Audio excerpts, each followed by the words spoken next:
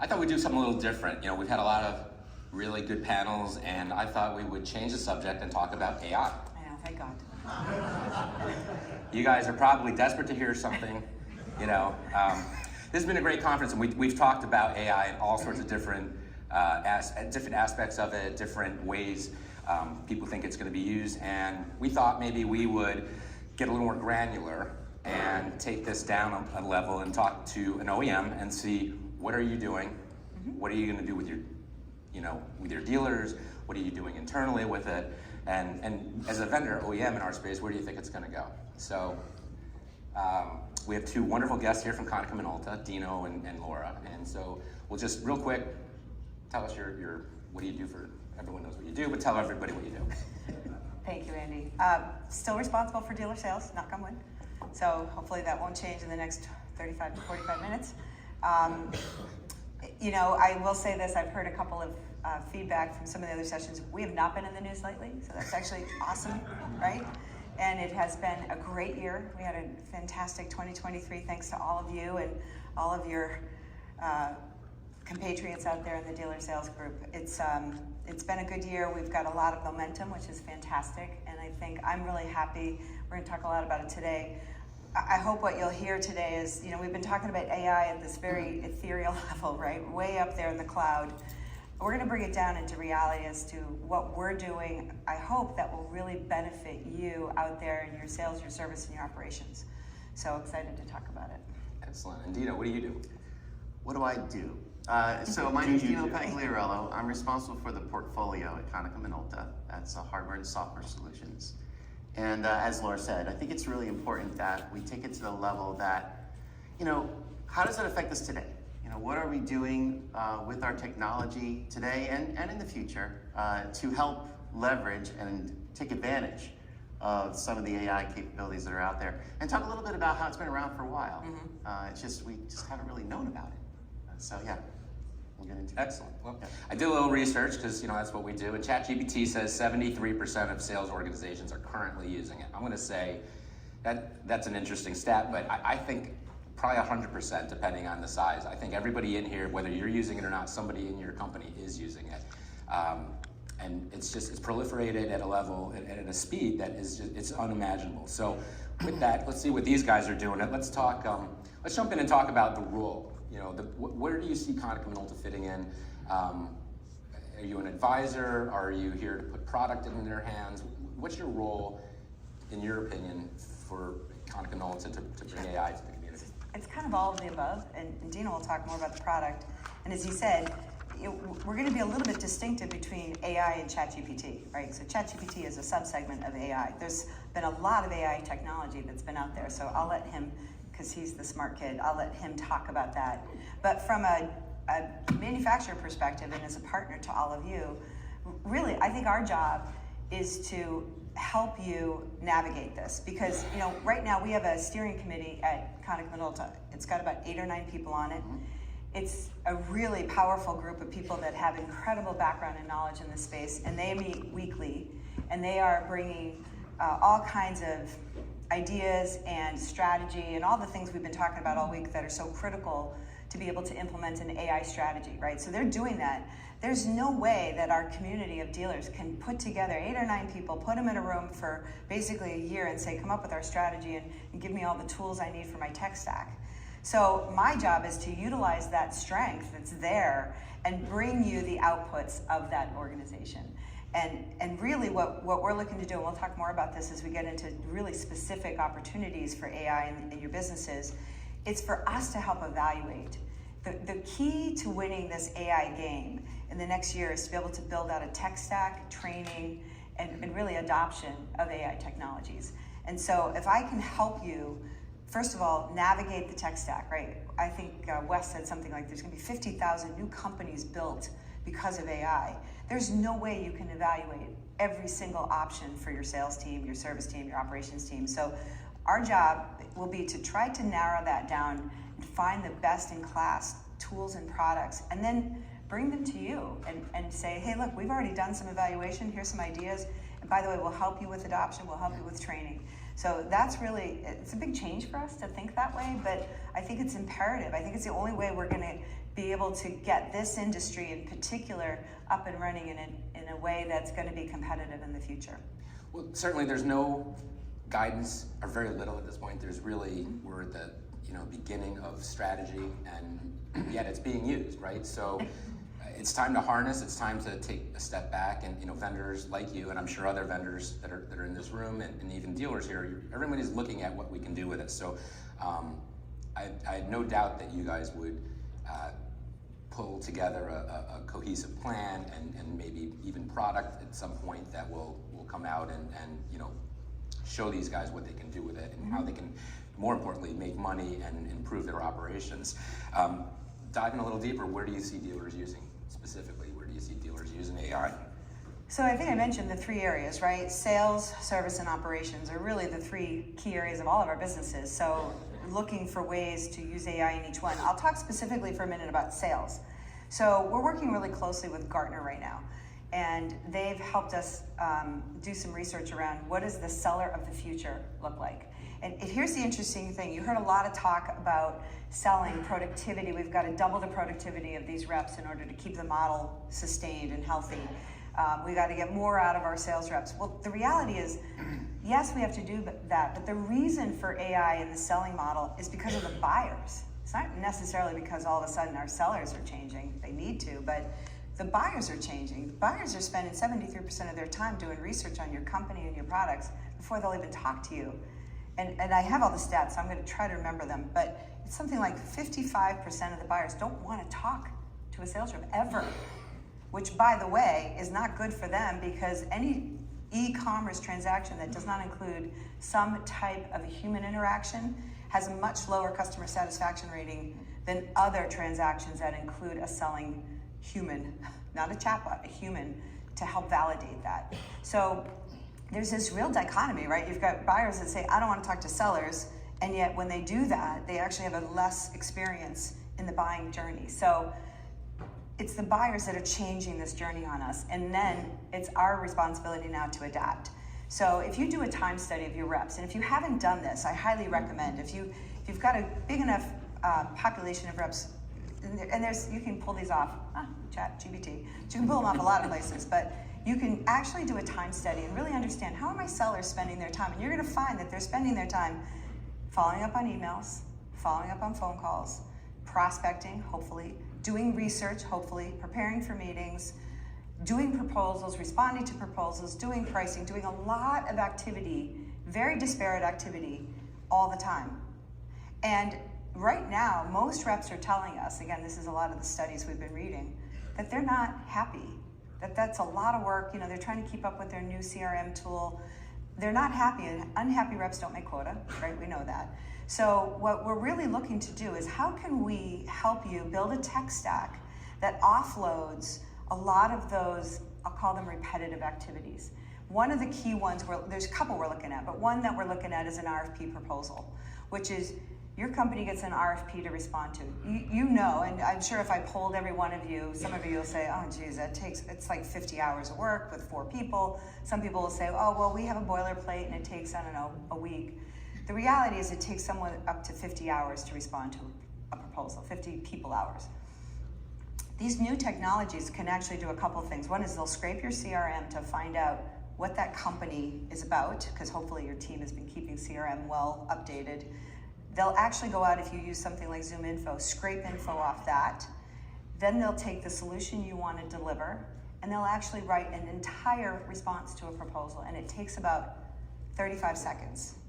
And then your team has to do, yes, they're going to go in and they're going to edit and make sure it's in your voice, but that gets better and better. These are learning processes too. Once you do one, it says, oh, you like the use of the word the. Well, we'll make sure we use that a lot. So this RFP response process goes from 50 hours to about 3. Think of the savings of time in your organization. There are tools out today, by the way, we're starting to evaluate them, that will do this for you. And then deliver that response in it's not boilerplate, it's very personalized to the customer, to the need, to the demand, or to the solution that they're looking for. That's just one example. Another example is if you do a lot of remote selling, which doesn't happen as much in our industry, but it's starting to happen, then one of the things this particular tool will do is if you've got your Brady Bunch stack right in your screen, all of a sudden the tool will note to you that participant number 2, Jane Doe, is not paying attention, and she's a decision maker. So you better find something in your talk track to get her attention, because she's not paying attention. And participant number 7 logged off, so you better not assume that he's into what you're talking about, because he's just disappeared. So tools like that, tools like, we talk a lot about salespeople generating emails. What about reading emails? There's actually an amazing tool out there that will take an email that you receive and give you the tone and give you the propensity to buy, if that's coming from a buying entity. What is based on what they said in their email to you, what is the propensity to buy? So you can shift and change your strategy at that point.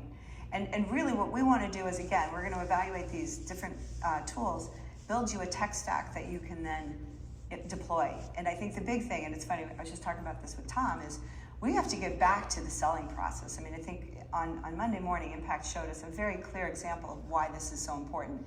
But we can't assume that our reps absolutely know what they're supposed to do when they walk in the door every single morning. Some do, but a lot don't. And so by using these tools, you can now take a rep that's been dealing with all these activities and really narrow them down to 2 activities. The first one is being able to fully understand and elevate the buyer's feelings in this new buying journey, so that when they do purchase that product from you, their level of customer satisfaction is off the charts. And then the second thing we need to really build for these salespeople is their comfort with tech. If they're not comfortable with tech, they're not going to make it. There's just no way.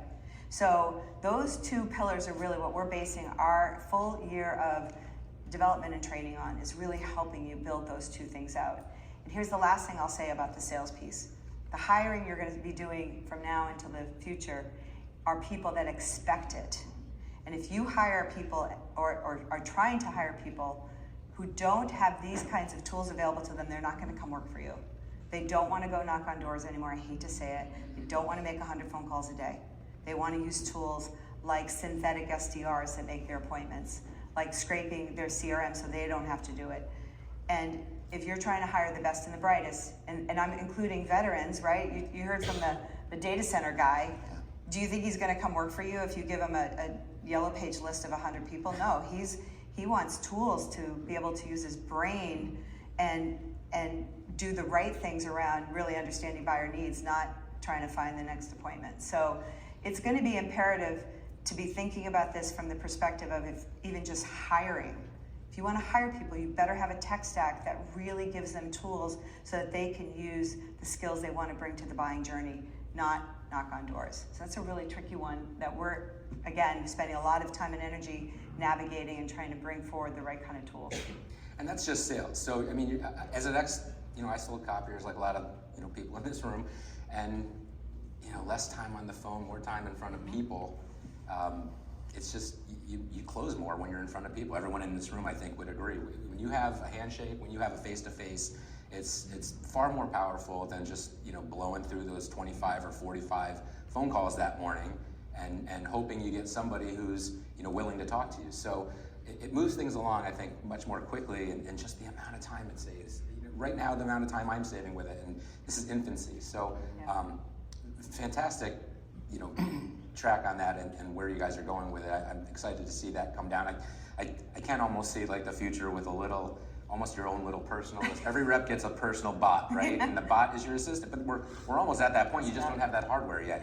But you do have the capability of doing that in a way.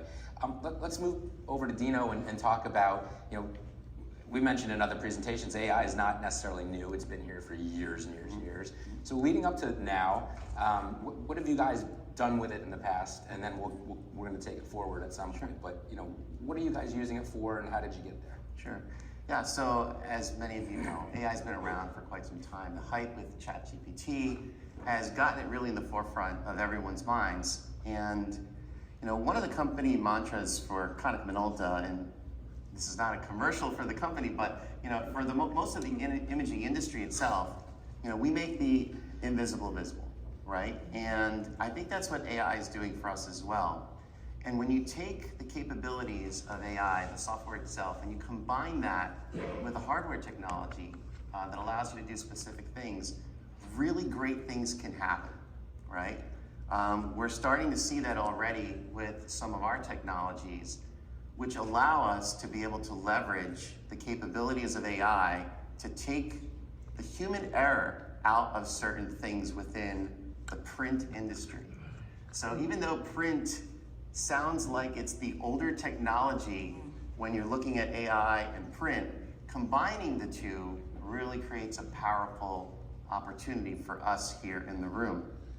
So we're looking at AI not only in the office business, not only in the production print space, but also the industrial print space. So in all areas. And also in the workflow space, to be able to take those mistakes out or human error out of the equation and make things happen more quickly and easily and for better experience with the customer. The end result is that it's going to create more revenue, more profit opportunities for you as dealers, and to be able to focus your efforts on strategic initiatives versus more detailed type activities, especially when it comes to your customer. One thing that comes to mind, we've been working really closely with Google as far as the data that comes off of our machines. And, we're not as cool as Kurt with zettabytes of data, but we do have terabytes of data that we're trying to manage when it comes to capturing information from our MIF. We've got hundreds of thousands of machines that are connected to a system called vCare. And vCare is essentially the ability to understand what's happening with that device in the market. It understands how many pages have been printed, how many scans have been done, how often has that customer sent an email from the product. And that makes us a lot more knowledgeable about what the customer is doing. Well, that's not new. We know that today, we can understand that today. But to be able to capture that information in a matter of seconds, to be able to understand how that particular customer out of Southern Florida is using that particular product is extremely valuable, I believe, to all of us, so that you can go back and talk to that customer about their specific needs. So this is the type of stuff that AI allows us to do, is taking that information and making it usable to a point where we can really leverage it from not only a CRM perspective or a marketing perspective, to be able to go back to that particular customer. So, product development. You're building products right now differently than you did in the past. I'm sure there's efficiencies there. We talked, leading into this, and you had some things to say about what you guys are doing to develop product with AI. So could you maybe expand on that a little bit? Yeah, so there's a lot of things that go into being able to leverage AI and how the technology works today. So for example, in the office business, and I think everyone's had a challenge with the type of paper your customer uses on a particular device.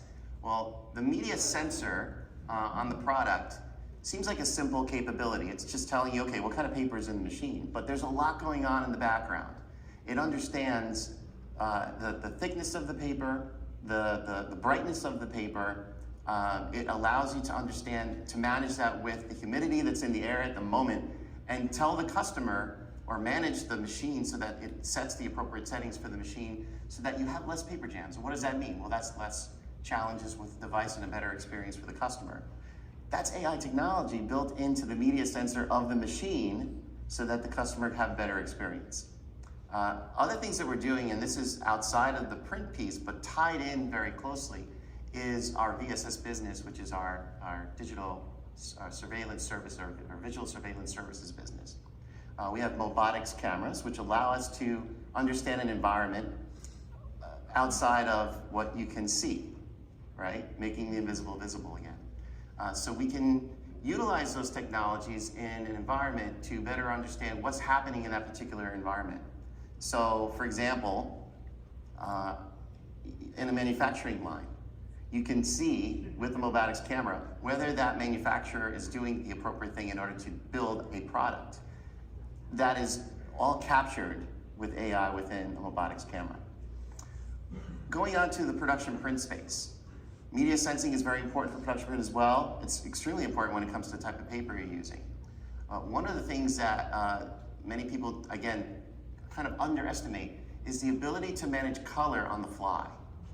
utilizing AI within our production devices, we are able to adjust the color density, the color shift, and again, work towards the type of paper that's in the machine, or adjust the type of paper that's in the machine, to make real-time adjustments on that device in order to make sure that that color is dead on accurate. On the fly. On the fly. So no more loop, no more Not needed. sitting with the, I don't even know what those bright, those light boxes were. That's were exactly called. what they're Light called. box, it's Yeah, called light light box. box. Yeah. That's exactly what they're called, yeah. So, and we're also utilizing it in industrial print as well. And one of the things that comes to mind is the ability for us to match a varnish pixel to the pixel on top of foil and print in order to make that dead on accurate as far as getting that registered perfectly. That utilizes AI technology. So once again, the AI technology is being used, it just may be under the covers, and we've been using it for many years. But the future of AI and the capabilities that we're seeing now make it exponentially more valuable. So as this continues to evolve, we'll be able to do more with the technology when you're combining the hardware with the software. Very cool. Well, first of all, nice use of the what's happening tagline in there at Perdino.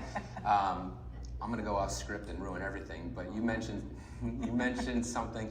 You guys had some announcement, I think, and I think we carried it with facial recognition, new camera. Is that part of robotics? Is that something? Could you just talk a little bit about? So the whole category is now visual security systems, so it's VSS. And there's two big announcements that happened. One was around facial recognition, which doesn't sound that exciting, right? Everybody has that. The difference is facial recognition today is first of all, you have to input the pictures of what you want to, like top 10 FBI most wanted, or teachers that work in a school.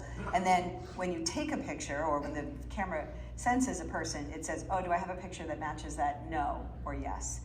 Now, what it does is it actually reads the face and says, we don't have a picture of that person, but that person looks suspiciously like something that's been, in the news or somehow published, even if it's a side picture or it's a quarter picture, and it says, we think that this person is this picture. Yeah. So it's artificial intelligence saying, yeah, I don't have a picture of that person, but boy, it's like when you see someone, you go, God, I know this person. That's what the machine is doing.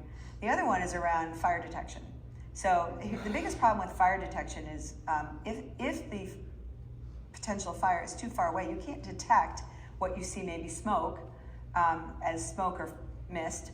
So you need actual heat detection. These cameras now have true heat detection to be able to say that smoke is heat and heat is bad, and immediately do an alert, versus that smoke is mist or it's steam and it's not bad, unless you're trying to check for steam. So it's the ability to make these cameras think about what they're seeing, not just report. And it reduces, first of all, it makes the reports much more accurate so that whoever's monitoring it can have a very quick protocol to act, rather than say, ooh, I wonder if that's steam or smoke.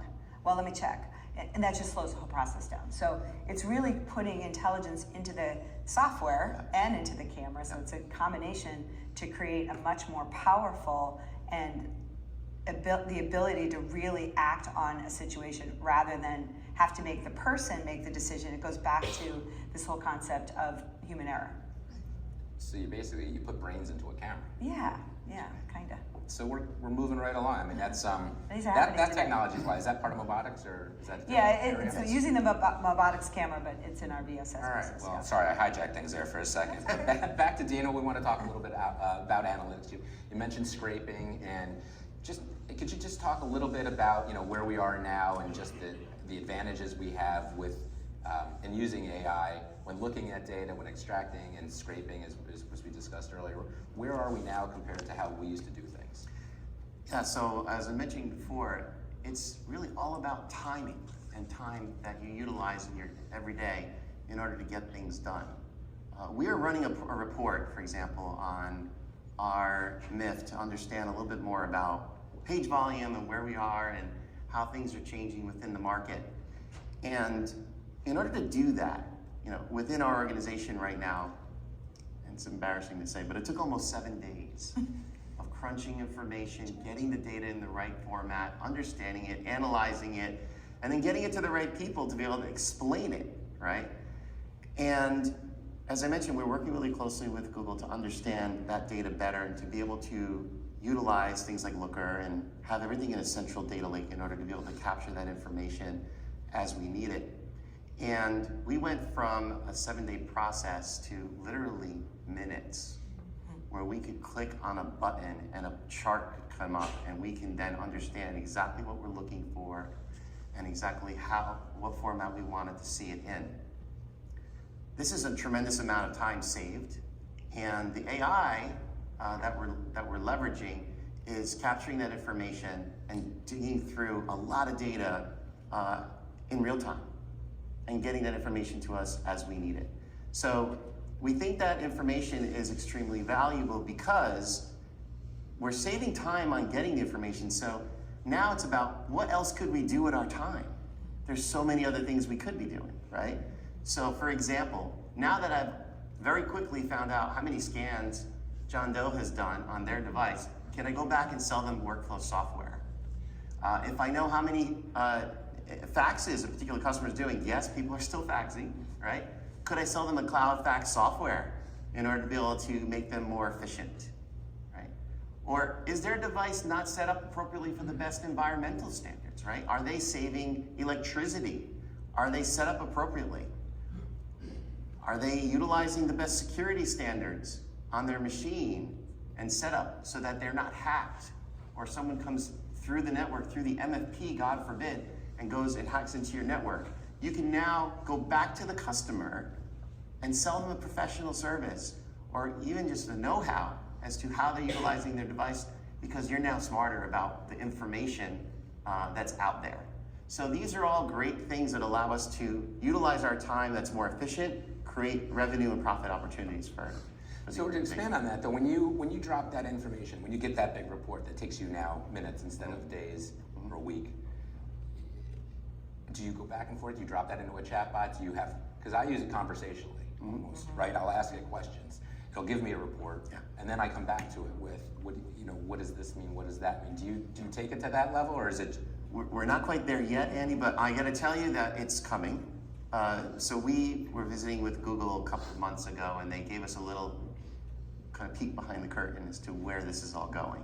And it's going to be amazing. I mean, you can essentially talk to your database and ask it, in November of 2022, how many color MFPs did I sell to this particular market segment that were pages, 50,000 pages a month or higher, that did a number of scans? Because I'd like to sell them something. So you can figure that out very quickly, and you can talk to the database to be able to do that. And when the chart comes up that you like, well, you can then say, well, I don't like that color. So could you change it to a bar graph versus a pie chart? So these are all things that are coming, and they're coming fast.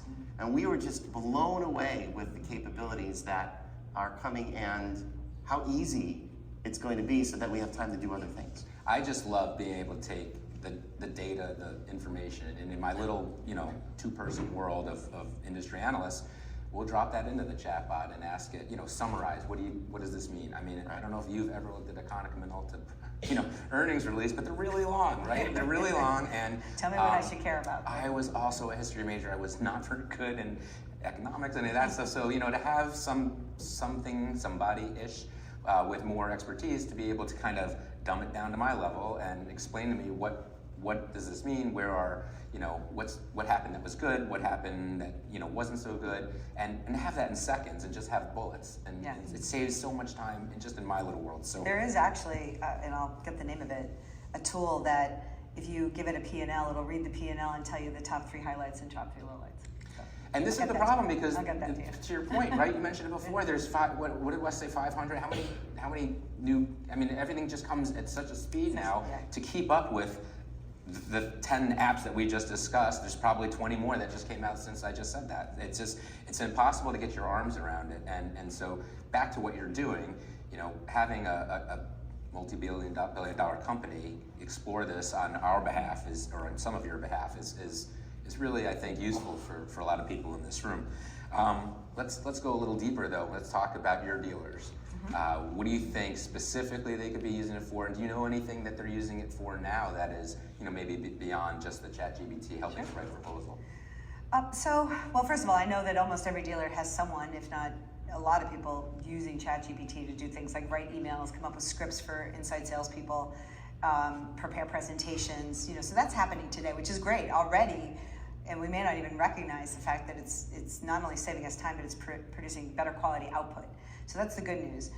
What our advice is going to be, and it's funny, we sort of did a full pivot, to use a very overused term, but last summer when we were talking about strategy to say, from now on, and now on means from now till we change again, our whole focus is really around equipping our dealers with these kind of tools to get better at what they do. So mostly everything you're going to see and hear from us, besides awesome products, is going to be around really developing the strategy, delivering the strategy to you via, whether it's through a key point intelligence, a West McDonald, or Go West, it's however we need to deliver it. So, but I think our first piece of advice, which we're getting ready to go on the road, I'm not going to call them road shows because they're not shows, they're more conversations, but we're going to go on the road starting in February. We're going to talk about how to get started. Even if you're already using aspects of it, again, the thing you want to be careful of is, it's as our favorite insurance guy said the other day, dream but caution. I think I'm summarizing what he said, but we want to help you be careful in this process, right? We don't want, because we know there's risk. There's risk in your data getting out there, there's risk in bad data coming in, so we're going to try to help to develop some of the caution, but some of my advice is going to be, first and foremost, find the smartest person in your organization that is a technologist and immediately put this on their plate. And by the way, they'll love you for it because this is what they love to do, but immediately get them on this and give them a task to start to talk about strategy. We'll help you with some strategy statements and some strategy ideas, but get them working on this immediately. And then secondarily, get a training for your entire organization immediately on what does AI mean, where is it going to be, where are they going to see it, what should they be cautious. And you may have to decide to put some, maybe some brakes on in some areas. But if you tell your folks that, and this is what happened with, I was using it for about 3 months and all of a sudden we started getting really nasty mails from IT. Stop using it. We don't know yet what we don't know, so stop. Which was fine. I just brought up my HP computer that didn't connect to the network and used it there, but that's okay. It wasn't bad. So you're going to have to really look and say, do we put the brakes on this thing? So we're going to help with that delivery, but absolutely get someone started thinking about it, exploring it.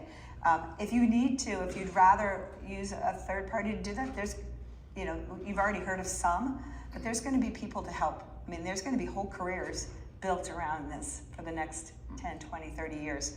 I was just telling Tom, I went to Colorado State, and they actually now have a certificate program for prompt writing. They already developed it. It's running this semester for the first time, and they believe that there's going to be an actual degree, a bachelor's degree in artificial intelligence, prompt writing, and ChatGPT usage. Amazing, right? I would fail, so it's a good thing. You would just have ChatGPT to do the homework. So that's where this is going. So find someone in your organization, put it on them to be kind of the overseer, the czar, I think is what West McDonald's called it. Be the czar on this, so that you at least have a person who wakes up every day thinking about it. They can still have another job, by the way, but make sure that this person thinks about it, is reporting to you, is telling you, and then we'll connect with that person as we start to develop these things. So that's going to be absolutely critical. The training is going to be absolutely critical. And then the thoughtful process of figuring out where you want to apply this in your company. And again, I said there's 3 areas to put it in: sales, service, and operations. We all gravitate to sales. That's our nature, right? Let me get my salespeople more productive. I suggest you may want to think about this from the service perspective as well. How can you look, we have a human capital issue in this business. We have not enough service people that know how to go out there and fix the machines. Well, here's what's going to happen. First of all, the service environment is going to change very dramatically in the next 12 to 18 months, where you'll be able to almost take an untrained person with the right tool and they'll be able to go fix a machine, because they're going to have a guide that says, show me the machine. Okay, here's what I would look at first. Okay, go here. And by the way, some of this is going to happen before the tech even ever goes out there. Yeah. I don't know how many dealers know, but a lot of the stuff that's wrong with a machine can be fixed remotely. Yeah. Like, I forget what the number is, but it's a high percentage. Yeah. But we always send somebody out because that's what the customer wants. We have a machine, can I say the name of it? Yeah, sure. Okay, it's a big production machine. It's an AL400. I don't know. Are there any competitors? Yeah, there's a few. Anyway, AL400, it's a big one, right? It's a roll-to-roll label printer. That machine is built for remote service. This machine will fit on this stage, Yeah. and it is built to be fixed remotely. That's a different service tech. And by the way, we charge an arm and a leg for the service contract. Right. So don't get worried that service contracts are going away. It's just how we complete them. And the margin on that machine is nice. It's very nice. And that's the future. So being able to bring in, and as I said before with, I think it's Kurt from the data science company, if you're trying to hire that guy and you give him a screwdriver, he's not going to be happy. If you give him a tablet and say, go fix a bunch of really cool machines that are out in the field, you don't even have to call them copiers. And by the way, half of it you can do The glasses, remotely, right. with the super glasses, the VR glasses, to say, show me what the problem is. Let's look and let me look at this page. I'm going to come up with 3 reasons why this page looks this way. This is not future. This is not, smoke and mirrors. This is going to be happening, if it hasn't already for some, and it is, it's happening this year. Yeah. So, The yeah, a lot scary thing, and Joseph talked about it, the most terrifying person at this conference. Yeah, and we joked about it before, 73%, and I thought everybody's using it, right? I mean, your people are using it, and nobody in this room probably has a cohesive plan yet. So everyone's using it the way they want to, but you kind of reference it, you've got some people that might get themselves in trouble, might say things they shouldn't say, might be using information that they didn't vet and verify. And so, as owners of these companies, you guys are gonna, in my opinion, you're gonna wanna really make sure everyone's on the same page, everybody's using the same technology, everybody's doing things in a similar fashion. Also, since, eventually when that rep leaves, apparently after 2 years or less, according to the young people on the stage earlier, you're gonna want somebody you can just drop into that spot. And with all this technology and AI and the notes, you will be able to do that at a much higher level. The CRMs are gonna get really good, I would think. Yeah, that was the other thing I was gonna suggest. So name your czar, whatever you wanna call them. Build your strategy. But the third thing you can do is you've got current vendors. You've got current CRM tools, customer satisfaction tools. They're all developing AI. So before you go out and either try to create one or put a new one in, talk to them. And that's what we're doing. And that's what our steering committee is doing, is we've gone to every single software manufacturer, or that's not what they're called, software developer, that we work with, and said, tell us what your AI tools are going to be, what's your strategy? Because in some cases, we're just going to use what they bring to us. And in some cases, we're going to have to stack onto it. So those are kind of 3 things you could do today to kind of get ready and keep the ball moving. This is not a wait and see. This is a go and do. And so name someone, do some training very quickly to make sure you've got your whole organization level set. And then start talking to your vendors, the software people, the people that are running the backbone of your company, and find out what they're doing. And if they're not doing enough, find new ones, and we'll help with that. That's, because we're doing all this research to make sure we have the right tools for our own technicians. I mean, I always say this, I've said this in many conferences, I use Direct as my own little petri dish. Let them fail, and then I'll take the good and bring it to you guys. So that's what we're doing. We're gonna, we're using tools on the CRM already where we're scraping information off and also making it really super easy to put information back in via email. Has anyone seen the Note Taker app yet? I think it's called Fathom Note. So you can be on a call with however many people. It could be a Zoom call, it could be, as long as your microphone's turned on, it will listen to everything that's discussed. It could be an hour, it could be 10 minutes. And right after it, it'll give you an email that says all the key points and the action items, and that can be sent out immediately. You can buy that today. There's, I think, is it Otter or something? Yeah, Otter. Yes. Yeah, there's Similar. Fathom, Yeah, there's Otter. Patricia showed me that one. Yeah, That's super cool, right? Not really dangerous, as far as I know. So, but those are some, quick ways you could start, even in your own business, even in your own meetings. Turn the microphone on, have a staff meeting, send out action items. it's amazing when you tell people what you thought they were supposed to do after the meeting. They sometimes do them. So that's part of this whole idea of saving time, reducing human error. But I would say if you can do those three things and do them quickly, you'll be ready. And then we'll start in the series of conversations, and throughout the course of the year, we're going to start really helping deliver. And a lot of it will be through our DBMs to say, what are your pain points? Is it service? Is it sales? Is it operations? Here's what we found. Here's how we can help. Well, sales, service, operations, right? What about workflows? Do you know? Are you guys using them in workflows yet? Or? Yeah. So a lot of what Laura was talking about as far as getting labor. It's very difficult to get people that are knowledgeable, not only to service our devices, but also just run product. Operators, for example, in a commercial print operation. So let's talk about workflow for a few minutes. So yesterday, our friends from Fiery talked a little bit about workflow and how AI is already built in some of the technology that we have today. Coupling that with the hardware and being able to automatically detect things. So for example, one of the capabilities from an AI perspective that we have on our products today is to check to see on, let's say, a 10,000 page run, page 463 has a smudge on it. Well, is the operator going to sit there and look at every page that comes out of the machine? They used to. Mm-hmm. They used to. They had to. But we have the ability now to be able to automatically detect that and let the operator know, hey, look, there's an issue with that page. So that's really important because that saves time, and that operator, which is very expensive these days, or is working on multiple things at the same time, can do other things and be able to do more valuable work within a production environment. So those are the types of things. So like Laura was talking about, one of the things that we'd like to do is make you a better proponent of how AI is being used in the hardware to your customer. I think it's important that they understand that you're leveraging this technology today, that it's out there and we're already doing it. And it's not just a buzzword, but more so, it's put in practice. And that makes you a more valuable player when it comes to being able to talk to your customer about what you do on a daily basis. And again, it makes print seem a little bit more futuristic than it does when you talk to your customer about an MFP or a production device or an industrial print product. Are there value adds, like building on that? Is this additional profit? Is this additional opportunity to add things, new services on to customers, beyond just making the machines better and the current products? What do you see as far as that? So the profitability piece, really, the sky's the limit because there's so many things that you can do in order to minimize human error, for example, on workflow.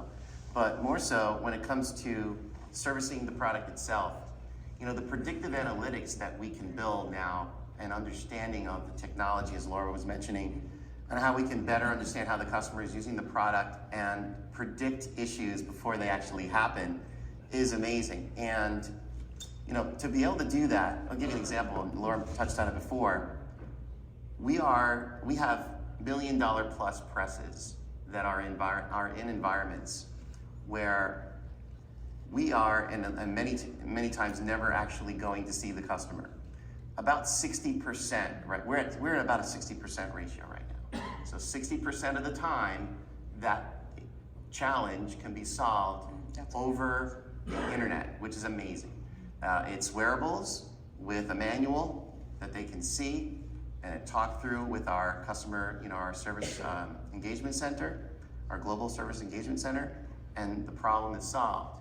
That saves a tremendous amount of money when it comes to labor, time, travel, and we are, in fact, making our industrial print business much more profitable because we can do things remotely.